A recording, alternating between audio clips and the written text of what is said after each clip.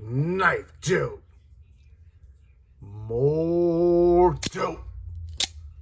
Come and get your figs. What's up, fuckers? Your boy's back with a fresh batch of dope. Knife dope. That's right, people. The hits don't stop. Look what just made its way back into my possession.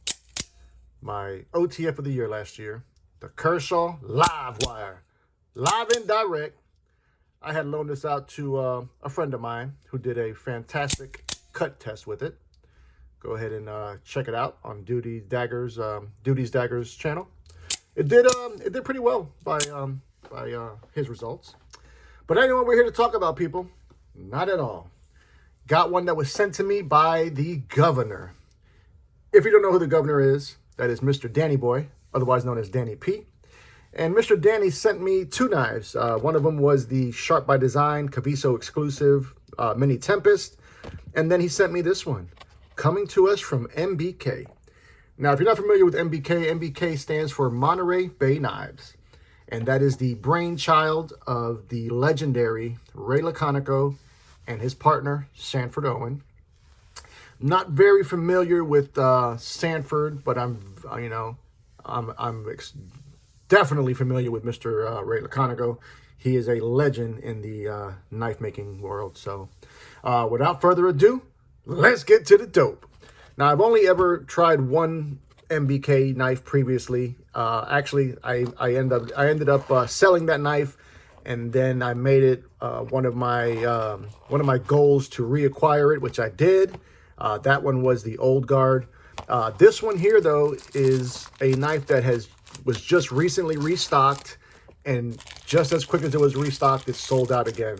And that is the Rosalinda. And let me tell you, people, she's linda. These come in at $235, so great price for what you're getting here. We've got contoured titanium handles with a beautiful Zerk Blast finish. Same finish is on that titanium pocket clip and backspacer. We've got a true dedicated form of deployment, which is going to be a single-sided thumb stud. Not my biggest. I'm not really big about those. I really despise them, to be honest with you. But they also have this this front flipper apparatus, or what I'm thinking might be something that kind of became a front flipper as an afterthought, because there is zero jimping on there, but it works fine. Let's go ahead and disregard my cut on my finger, but let's go ahead and deploy the knife. Woo! Detent is dialed the fuck in. Look at this beautiful blade. Sanmai situation going on here. We've got 3.75 inches of ZDP 189 with a jacket steel. If you're not familiar with Sanmai blades, what it is you basically have two steels. You have one for your edge, which is going to be your tougher steel, which is the ZDP 189.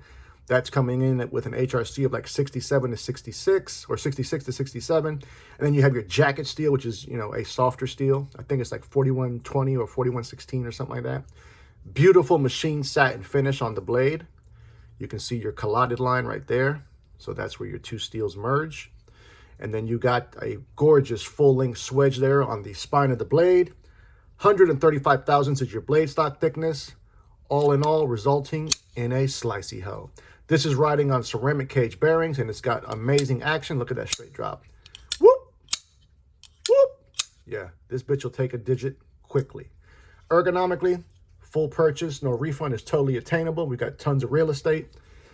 They did add a little sharpening choil there, so you can get a little bit of sharpening life out of this. 4.4 ounces is the overall weight. I love it. I really like that Zerk Blast finish, It looks damn good. Let's go ahead and put some knives up for some size comparison. Basically, a little bit of knife flexing. You know how the fuck we do. Gotta roll with America first. We're going to come like this. River's Edge Cutlery exclusive. Manix 2. Rocking those gorgeous aluminum linerless scales from Original Goat. Get yourself a set by heading over to originalgoat.com and be sure to use code FUCKER for 15% off your purchase. All right, more Spyderco vibes. We're going to go with a classic, discontinued. That is the Spyderco Sage 3.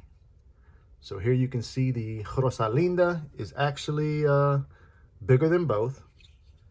Let's do a couple more, shall we? How about a recent acquisition that's really impressed me, man, and for a great price? That is the Asher Akudo. How about another Ray Laconico design? The unofficial overseas knife of the channel. You've seen her before. You know her goddamn name. We're looking at the CJRB Echo. And so the Rosalinda, once again, is bigger than both of these. Let's do 2 more. God damn it, 2 more.